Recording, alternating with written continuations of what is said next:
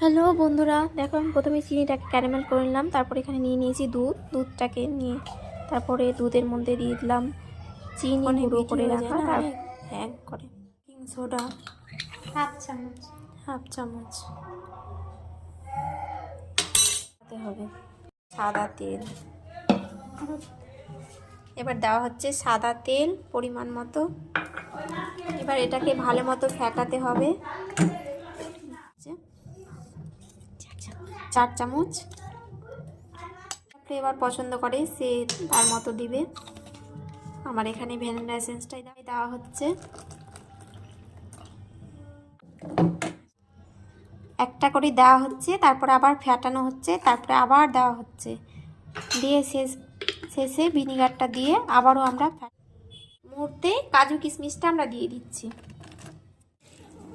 এরপর 30 মিনিট অপেক্ষা। কেকটা সবাই খুব পছন্দ করেছিল, তাই ভিডিওটা